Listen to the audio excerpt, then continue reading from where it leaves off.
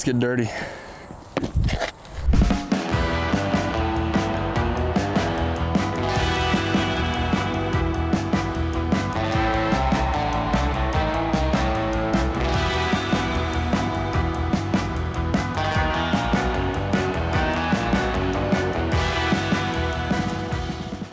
On today's episode of At Home with GKR Motorcars, can you guess where we make our first stop? That's right. We are back at the future headquarters of GKR Motorcars to see the final lay of the land before buildings start to grow. Tyler's excited, I'm excited, and you should be excited too. After that, we introduce you to my boss, Amin, the videographer and editor of every piece of content GKR has produced since the beginning of GKR. Finally, we head into the bullpen and show you a very nice Chevrolet with a big heart and an even bigger engine. You don't want to miss a second of the action, so take a seat, buckle up, and enjoy the ride.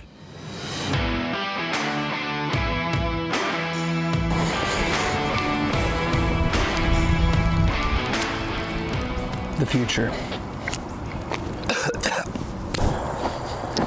You need a drink? Actually, I'm just kidding. The bar's not here yet. It's a pile of dirt, but this is where the future event center will be, in the bar that we have. It's gonna be pretty cool, but it's not here right now, so no drinks yet.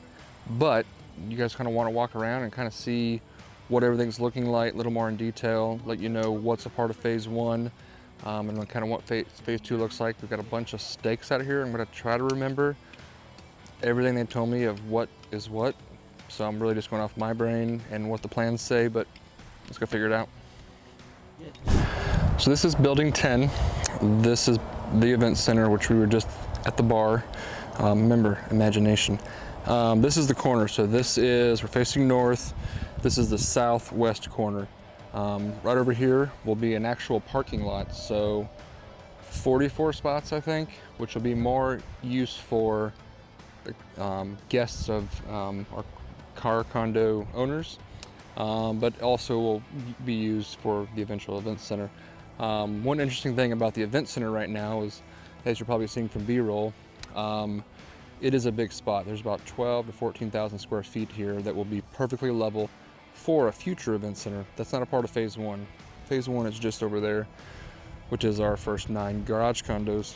But to use the space until then, we're gonna put a nice flat, kind of like, almost like fairway lawn on it. Think of golf fairways. And that'll be used for outdoor events, big tents, stuff like that. Maybe some festivals out here if the space warrants it. We'll also do kind of like concourse car shows where you pull cars out onto the lawn. I'm gonna be here for that because I'm gonna be OCD about this lawn probably. I don't care about my lawn at home. I'm really bad about it. I get lots of HOA letters. But here, that's a different story. It's gotta look good out here. So, parking spaces, lawn right now, eventual event center.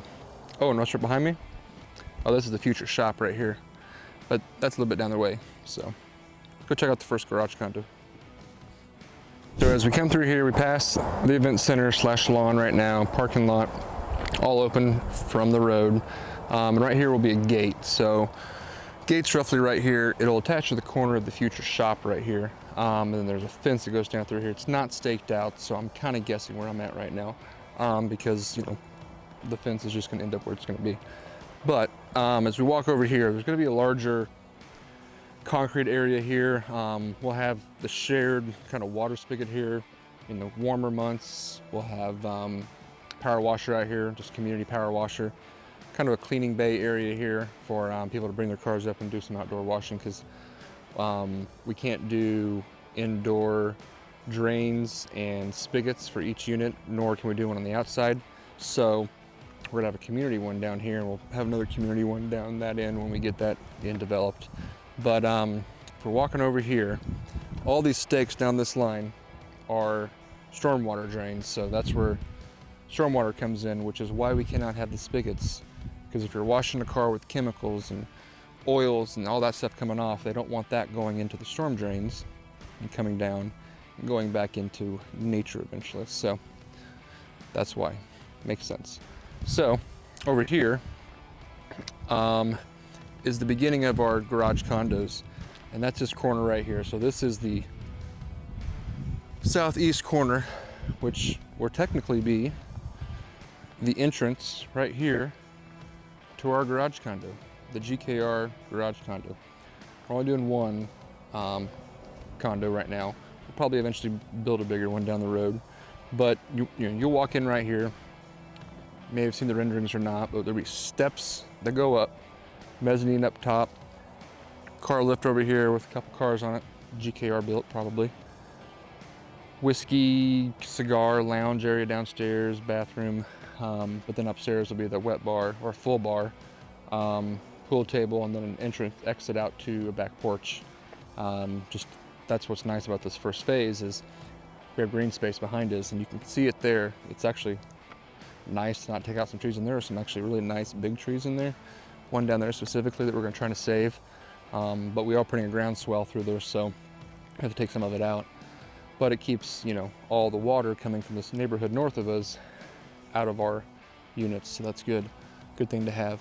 But yeah, this is all the way down there. You probably can't see the stake down there on the video, but 252 feet down there is the other corner. The southwest corner is down there. So 9 units right here, phase 1. Got 5 sold as of this video, but we're probably going to sell the others pretty quickly. But over here is phase 2, which will be 2 18-unit buildings, or 2 8-unit buildings, 16 total. So 1 here, 1 over there. There's a little driveway in between them because we don't want one massive building. So we don't want to make those 2 buildings as one. We need, access with cars and trucks. We don't want one thoroughway through here. We want to be able to let a fire truck get back there if they have to get back there. Because if this is the only entrance to get back there, you don't want to get a fire truck down there and the fire get out of control and they have to back out this whole 300 feet or so. That's not a safe thing to do. You want to be able to get turned around and get out of there. So another thing with the fire marshal, he wanted a pathway through there. So overall, it's kind of surreal because this has been going on for so long, and I'm sitting here talking about this because it's been like 2 years of this in my head, and I probably don't seem as excited because I've been excited so many times before thinking we were there, and we weren't. So here we are now. I'm just kind of like, here we are. Let's do this. Next time you see this will be a lot more flat. Maybe a building, maybe not. I don't think so. But it'll make a lot more sense, and we'll come back out and kind of see some work being done. But super excited for this. This is like the future of GKR right here.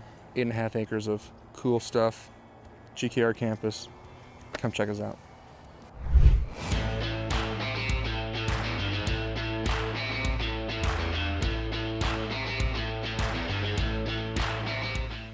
All right, so our next guest is actually someone you may have not actually seen in person unless you watch some of our reels. Sometimes he makes an appearance on there, but he has actually been a part of 100% of our content. Every single piece of content we've made has come from him. He's the guy behind the camera, Kyle Gilliland, or sometimes known as Kyle the Worst.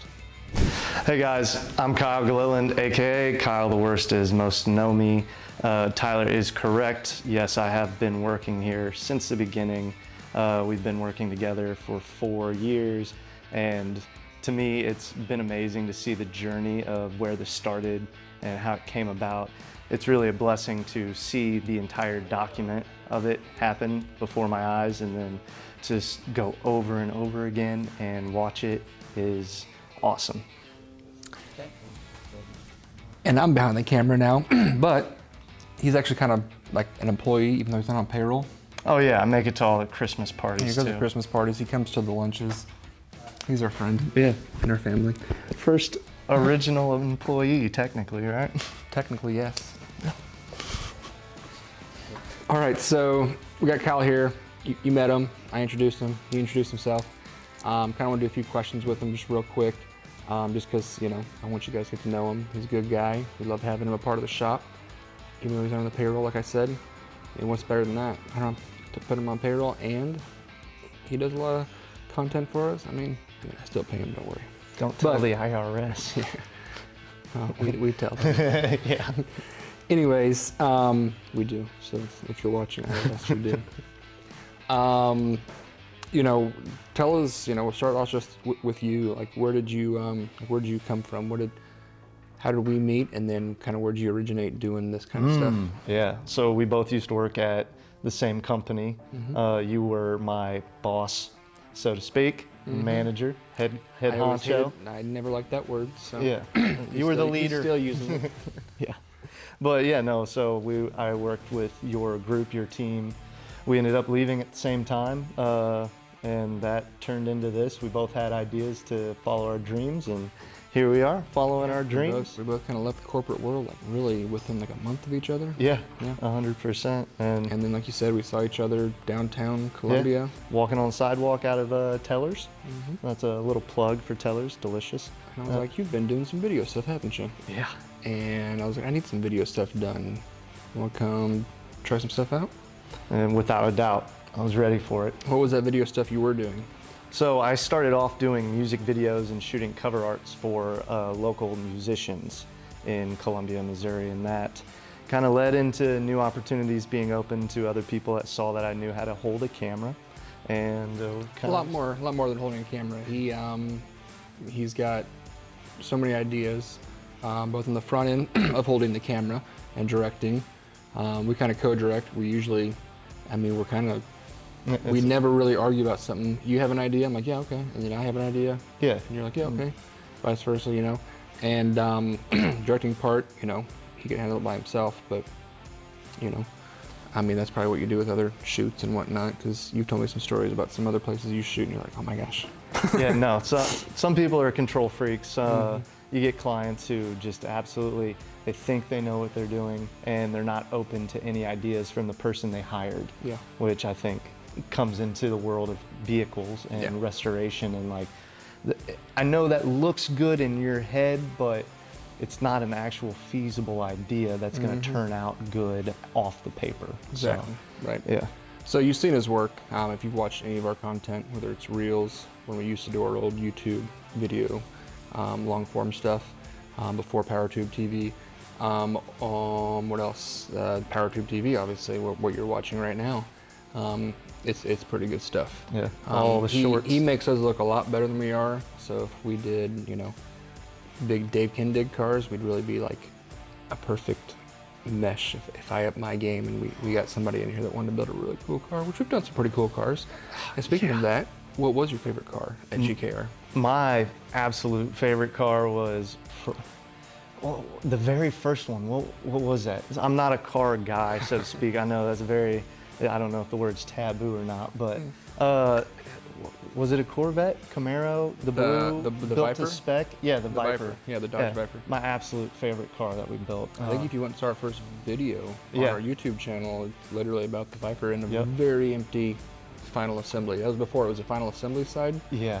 It was just one big open shop without insulation. It's gotten a And- little crowded it's in got a here little with crowded. vehicles, but that's a good problem to have. Kind of wish that was the body shop side now where we had more room, but this is what we're working with until we get the new shop. Yeah. What was any favorite moments or favorite lunches or parties that we've done? Oh, my favorite moment was the day we filmed the Bandit Trans Am video. That skit, the whole thing, the recreation of that video was one of my favorite things to do, and we all got so involved and Yeah. had a little bit of acting, some cinematography, all thrown in together just to show off one badass car. Yep, it was. If you haven't checked it out, it's on our YouTube channel. It's one we produced and put out there.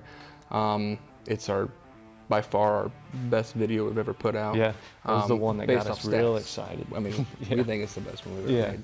But the stats show it too. So it keeps getting views, and it's like 3 or 4 years old now. Yeah. But Kyle, check him out. He does amazing work. You probably know that already because you've seen this. And we had to get him in here because he only does funny stuff in reels every once in a while, and I kind of want to showcase him because that's just how good he is. He deserves it. Thank you. Hey, man. Yeah. Thanks.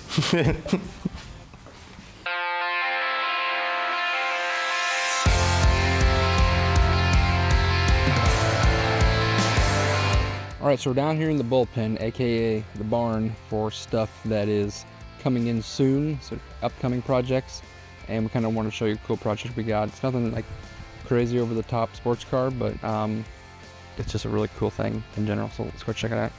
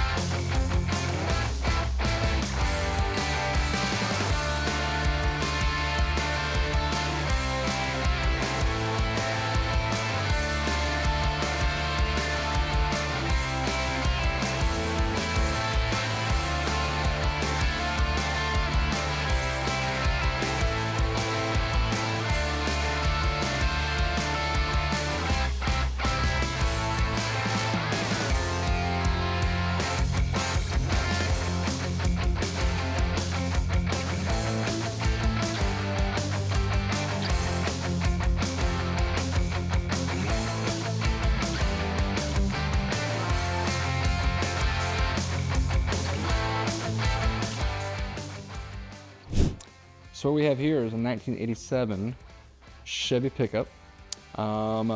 It is coming in for paint job and a few odds and ends fixed. So frame, drivetrain, all that stuff's good to go. It is actually missing the front drive shaft for the four-wheel drive. The guy's gonna put that on later. But right now it's just got a few things, you know, these old trucks, especially trucks. Kind of get things done to them over the years. So like inside, there's the big circle somebody cut out for speakers and kick panels.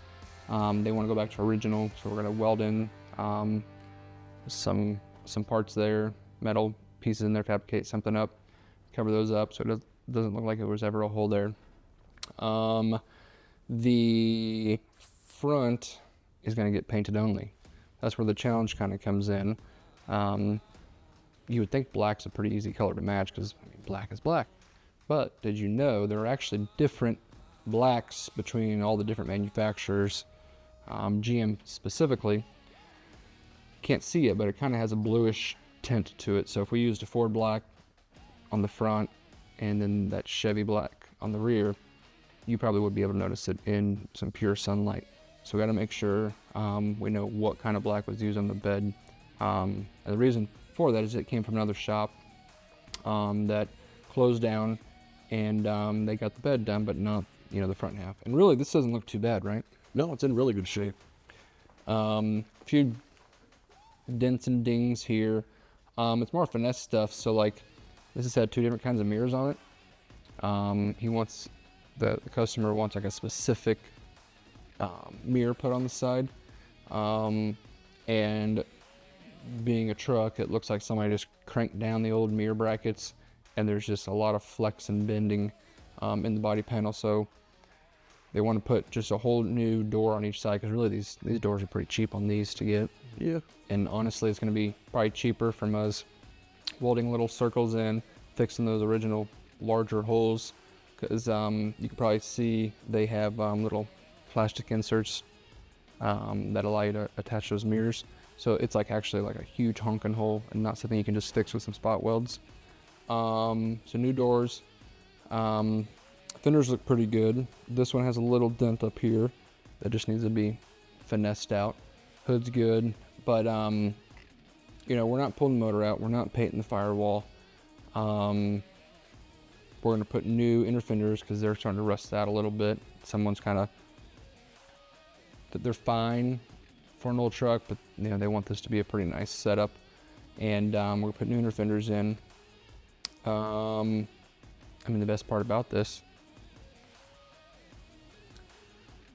Well, that I was also thinking the fact that it's rust free, you know, compared to most in the Midwest area, they're far from it. So, but what's the best part about this?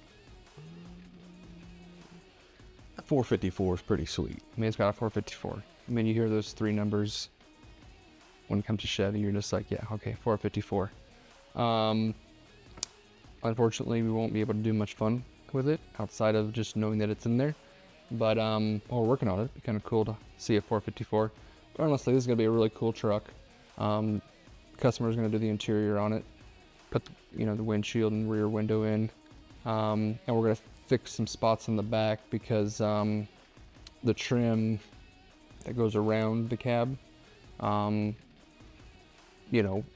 has these little clips on there, and we need to work with those, get those little tiny, they're almost like, look like brad nail ends, like the end of the brad nail. That's how you kind of click those old style trim pieces in. But really, when this hood's shut, this truck will look amazing. It's really got a nice stance for a truck. And just, it's gonna be fun, and it's gonna be right next to the 76, Spirit of 76 project that we're working on. So luckily that project's a little farther along, so we won't get these body panels confused with each other. But yeah, it'd be kind of cool to have two square bodies right next to each other in the body shop, paint shop side.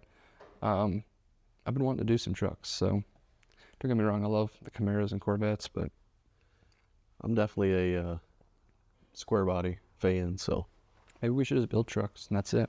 I like it. I'm down.